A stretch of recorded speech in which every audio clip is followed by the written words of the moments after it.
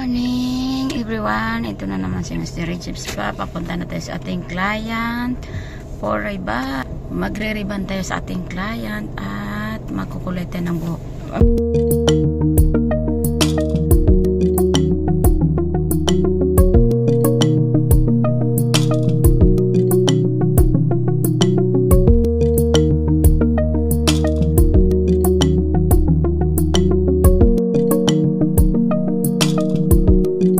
Hanap na naman tayo ng location. Namin mahanap ang bahay ng client. 70, 69? The number? 69, yes. Ayan, nandito na tayo. This one. Yes, this one. I will bring the book, no problem. Because only that one wahid. Ayan, nandito na tayo. Kunin natin ang ating bag. Ay, ito na ang ating bag. Dadalhin natin sa ating bag. Dinala niya ang ating bag. Ay mo na siya, dalhin na yung bag natin. Dahil mabigat. Bigat ang bag natin. Dinala natin ang sasakyan. Ayan. Yeah, there is a elevator. Wow, bagong client natin to. Oh, karban. Ayan na tayo. Ayan na tayo sa ating puntahan. Number 5. My dear, this is a good building but the elevator is not good. Pagod tayo. Ano ba yan? Pagod. Super pagod tayo.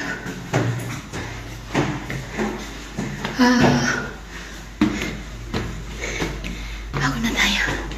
Kasi walang elevator, sira yung elevator nila. Kaya grabe ang taas na bahay. Ayan. Dito na siya. Ang pagod. Pisada. Sport floor. This is sport floor. No, Center floor. ground 1, 2, 3, 4. Port. Sada. First. Thank you.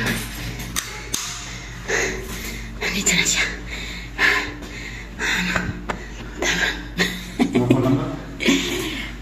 Do you have number? This one. Nandito na siya, kabayan. Thank you, Mabu. Hello! Good morning, ha? Muna tayo mga kamaster dahil hindi pa tayo nakapag-almusal. Kape. Nantay natin yung client natin. Inom muna tayo ng kape. May baon akong kape. Pinabaon ni ma'am. Kape. Ayo. Ayan. Pinabaon sa akin ni ma'am habang nagbibiyahe ako. May baon akong kape. Kasi hindi pa ako nakapag-almusal. Tapos matagal ako dito. Dahil ang gagawin natin ngayon ay magre-ribbon pa tayo ng kanyang buhok. Maraming salamat muna sa ating mga followers. Shout out sa inyong lahat. Maraming salamat sa inyong panonood ng aking mga videos. So for today, ang ating vlog ay magre-ribbon po tayo ng buhok. Maraming salamat.